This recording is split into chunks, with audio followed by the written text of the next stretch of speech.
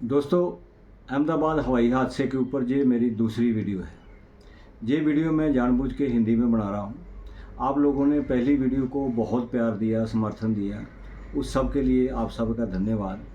आज एक हफ्ते से ऊपर हो गया है इस हादसे को हुए और मीडिया से ये हादसा गायब होता जा रहा है और थोड़े दिनों में सब लोग भूल जाएंगे कि इतना भयंकर, इतना भयानक हादसा कोई हिंदुस्तान में हुआ भी था या नहीं।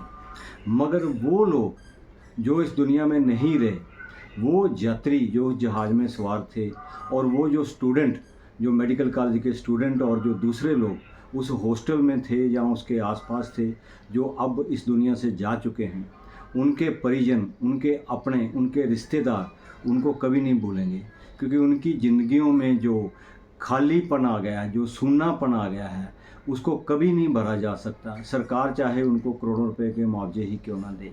और आज हम देख रहे हैं कि जो इन्वेस्टिगेशन हो रही है वो बेसिकली 4 मुद्दों पे हो रही है।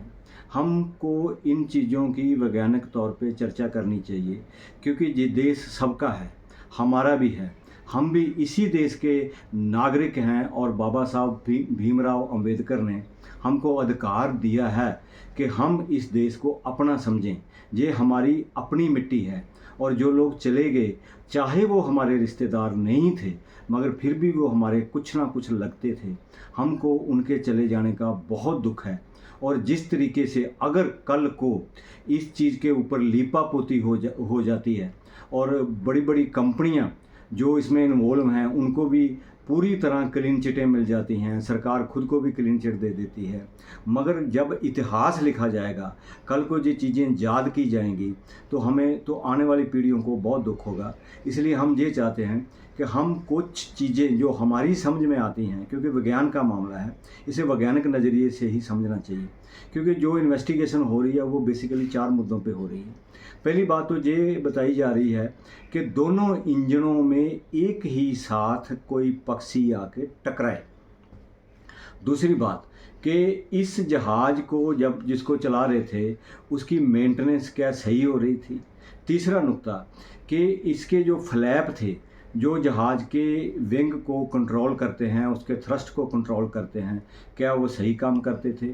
और चौथा तो बड़ा ही एक अजीबोगरीब हास्यास्पद जो नुक्ता है वो दिया जा रहा है कि क्या पायलट ने जहाज़ की या जो फ्यूल था, पेट्रोल था, वो खुद ही बंद कर दिया। अब इनके ऊपर हम लड़ीवार चर्चा करेंगे। पहली बात ये है कि दोनों इंजनों में 2 पक्षी एक ही समय में आके टकराए। मान लो ऐसा हुआ, अगर ऐसा हुआ तो इंजनों को बंद होने में कुछ टाइम तो लगना ही था। अगर कुछ टाइम लगना ही था तो उतना टाइम पायलट को मिल जाना था कि जहाज़ को संभालने के लिए। दूसरा नुक्ता कि जहाज़ की मेंटेनेंस सही नहीं थी। हो सकता है मेंटेनेंस सही ना हो, और मगर जहाज़ तो लगातार उड़ रहा था। और उस जहाज़ के इंजन किसने बनाए हैं? रोल्स रॉयस कंपनी ने। रोल्स रॉयस कंपनी दुनिया की एक जानी मानी कंपनी है और वो इंजन थे ट्रेंट 1000। ट्रेंट 1000 इंजन की धाक है पूरी दुनिया में। 50,000 हार्स पावर का एक इंजन होता है। दोनों इंजन मिला भी दें तो 1,00,000 हार्स पावर से ऊपर की बन जाती है। क्या दोनों इंजन एक ही समय में बंद हो गए? और क्या वो इंजन इतने कमज़ोर हैं कि एक छोटे से पक्षी की वजह से वो दोनों इंजन बंद हो गए? तीसरा नुक्ता ये है कि उसकी जो मेंटेनेंस थी, मेंटेनेंस दोस्तों हो सकता है मेंटेनेंस हो रही थी, मगर जहाज़ की मेंटेनेंस हो सकता है उसके एसी काम ना करते हो सकता है कोई और सिस्टम काम ना करता हो, मगर इंजन तो अलग चीज़ है ना। इंजन की मेंटेनेंस और जहाज़ की मेंटेनेंस दोनों में फ़र्क है। अगर मेंटेनेंस नहीं भी हो रही थी तो इतनी बड़ी कंपनी के इंजन थे, वो उसको कम से कम गिरने तो नहीं देते, थ्रस्ट तो पूरा रखते। और चौथा नुक्ता तो अपने आप में ही अजीबोगरीब लगता है कि क्रू यानी कि पायलट ने जहाज़ का पेट्रोल बंद क्यों कर दिया, जबकि उसी जहाज़ को पायलट खुद चला रहा था। अगर मरना था तो उसने भी मरना था। जब ये चारों के चारों नुक्ते टिकते नहीं हैं, एक नुक्ता एक जिसके ऊपर कोई इन्वेस्टिगेशन नहीं हो रही, हम हिंदुस्तान के जिम्मेदार नागरिक होते हुए सरकार के ध्यान में लाना चाहते हैं कि इस नुक्ते के ऊपर भी गौर किया जाए, क्योंकि ऐसा एक हादसा लुधियाना शहर में 2002 में हो चुका है, जब नई नई पेट्रोल में इथेनॉल ब्लेंडिंग शुरू की गई थी।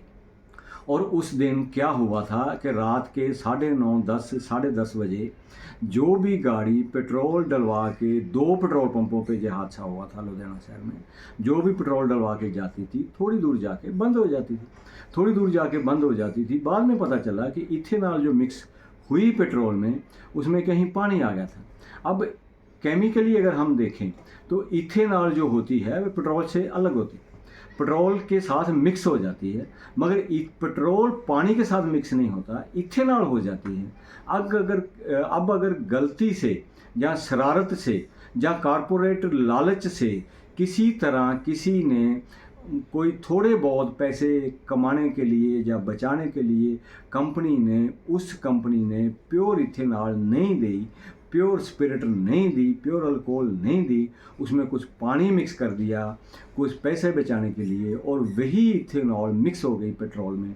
और जैसे ही वो मिक्स होगी, क्योंकि इथेनॉल तो पेट्रोल में मिक्स हो जाएगी, मगर पानी अगर उसमें है, क्योंकि पेट्रोल के साथ पानी का भी मिक्स नहीं होता, और पेट्रोल होता है हल्का, पानी होता है बहरा, वो डेफिनेटली इंजन में कहीं जाकर नीचे बैठेगा, फ्यूल टैंक में भी नीचे बैठेगा। और जैसे ही जहाज़ उड़े, क्योंकि अब मसला ये है कि क्या ये चीज़ें एक ही टाइम पे हुई। ये इंजन, इसको बोलते हैं ट्विन इंजन जहाज़। ट्विन इंजन जहाज़ का मतलब होता है जुड़वा इंजन। अब ऐसी कहानियां तो लोगों में बहुत सारी प्रचलित हैं कि 2 जुड़वा भाई थे, एक की मौत हो गई, उसी समय किसी दूसरे मुल्क में बैठे हुए दूसरे भाई की मौत हो गई, एक को सरदर्द हुई दूसरे को सरदर्द होने लगी।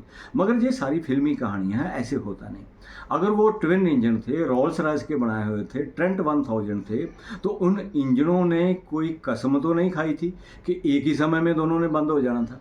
इसका मतलब है कि जब जैसे ही वो बंद हुए और वो बंद हुए तो उनका कारण भी एक ही रहा होगा, कारण यही रहा होगा। अब 2 पक्षी भी अगर टकरा गए, मान लो 2 पक्षी भी टकरा गए, तो क्या 2 पक्षी एक ही समय में दोनों इंजनों के साथ टकरा गए?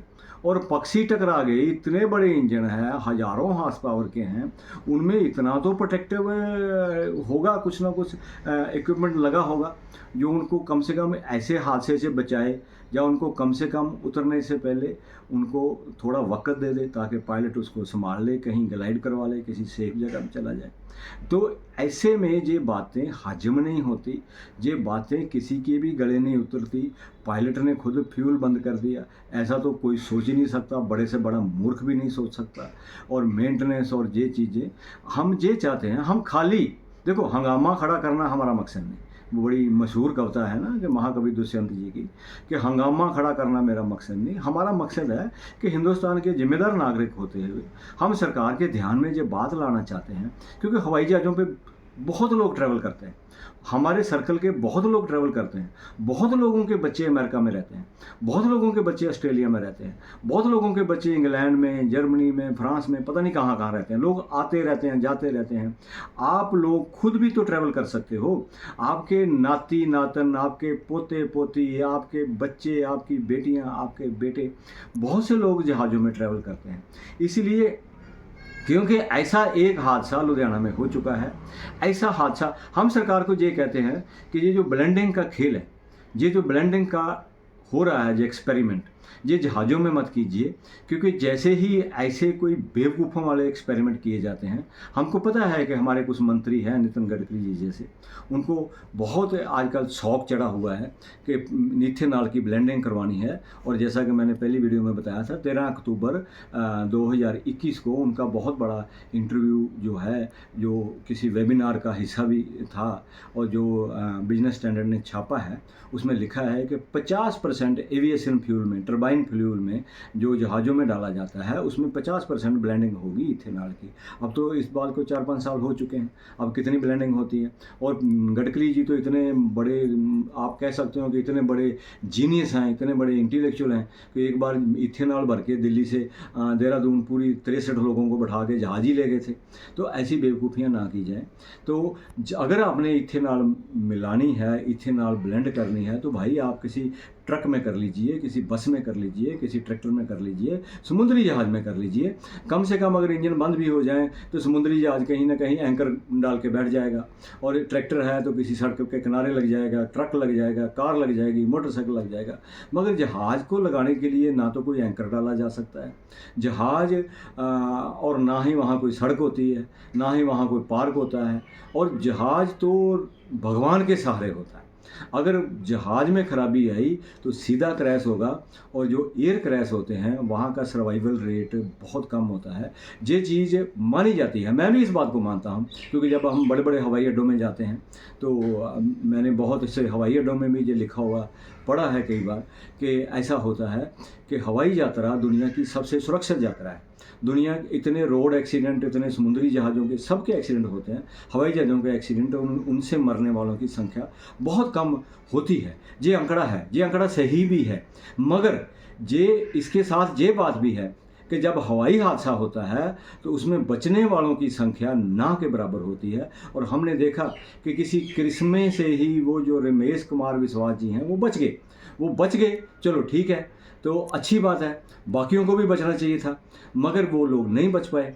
तो इसलिए हम ये चाहते हैं कि हम लोग खुद जहाज़ों में ट्रैवल करते हैं, हमारे रिश्तेदार ट्रैवल करते हैं, हमारे भाई बंधु, हमारे दोस्त ट्रैवल करते हैं, बहुत से लोग ट्रैवल करते हैं। अगर वो हमारे कुछ भी नहीं लगते, वो पायलट हमारे कुछ भी नहीं लगते, वो लड़कियां जो वहाँ एयर होस्टेस थी वो हमारी कुछ भी नहीं लगती, इंसान तो हैं। इंसान होने के नाते हमारा फ़र्ज बनता है कि उनके हक़ में आवाज़ उठाएँ। हमारा बस इतना ही मानना है कि ये जो इथेनॉल ब्लेंडिंग हो रही है, इसे करो, आप कहीं भी करो। देखो, टेक्नोलॉजियाँ जब इन्वॉल्व होती हैं, जब हिंडनबर्ग हादसा हुआ था तो उसके बाद हाइड्रोजन फ्यूल से कोई भी चीज़ दुनिया में नहीं चलाई गई। तो इसलिए आज इथेनॉल के ऊपर भी इन्वेस्टिगेशन कर ली जाए। कल को ये टेक्नोलॉजी इतनी काबिल हो जाती है, क्योंकि देखिए, रोल्स रॉयस बहुत बड़ी कंपनी है, बोइंग बहुत बड़ी कंपनी है, उनकी बनाई चीज़ें इतनी बेकार नहीं हो सकती। हम ये चाहते हैं कि ऐसी चीज़, अगर ये हादसा इथेनॉल की वजह से हुआ है, इथेनॉल में मिक्स हुए पानी की वजह से हुआ है, तो उन लोगों को जानने का हक है। और आप लोगों से भी हम ये दरख्वास्त करते हैं कि जैसे ही आप ट्रैवल करोगे, आप अपनी एयरलाइन से पूछो कि क्या वो इथेनॉल ब्लेंडिंग तो नहीं कर रहे। अगर इथेनॉल ब्लेंडिंग कर रहे हैं अपने पेट्रोल में, तो कृपया उन जहाज़ों में सफ़र फिलहाल मत कीजिए। आने वाले समय में जब ये टेक्नोलॉजियाँ अप्रूव हो जाएंगी, जब ये टेस्टेड हो जाएंगी, तब की बात अलग है। अभी से ऐसे जहाज़ों का, ऐसी एयरलाइनों का बाइकाट कीजिए आप, जिसमें इथेनॉल ब्लेंडिंग होती है। सरकार से भी दरखास्त है कि अपनी एजेंसियों को बोले, अपनी पेट्रोल कंपनियों को बोले कि इथेनॉल ब्लेंडिंग टरबाइन फ्यूल में ना हो, एविएशन फ्यूल में ना हो। इसलिए ये छोटी सी बात हम आपको कहना चाहते हैं। तो जैसे ही आपने हमारी पहली वीडियो को प्यार दिया, हमें उम्मीद है कि इसको भी प्यार देंगे। इस वीडियो को हिंदी में बनाने का मकसद इतना ही है कि हिंदी में एक बहुत बड़ी ऑडियंस है जिस तक ये मैसेज पहुंचना चाहिए, क्योंकि हमारा एक बड़ा प्यारा मित्र है देवेंद्र बलहारा, वो हिंदी में वीडियो बनाता है। तो हमको भी उनसे ये प्रेरणा हुई कि हिंदी में भी हमको वीडियो बनाने चाहिए, तो इसलिए जो मैंने हिंदी में वीडियो बनाया। उम्मीद है कि आप सब लोग प्यार दोगे, और इसमें जो नुक्ते उठाए गए हैं वो जहाँ भी आपको सरकार के सामने मौका मिले, एयरलाइनों के सामने मौका मिले, ट्रैवल आप करते हो, लाखों रुपये की टिकटें लेते हो, और इतना पैसा खर्च करके अगर मौत के मुँह में ही जाना है, उड़ते हुए मौत की भट्ठी में बैठना है, तो भैया आप थोड़ा सा सावधानी ले लीजिए। सरकारों का तो कुछ नहीं जाएगा, कंपनियों का कुछ नहीं जाएगा। धन्यवाद, बहुत बहुत शुक्रिया।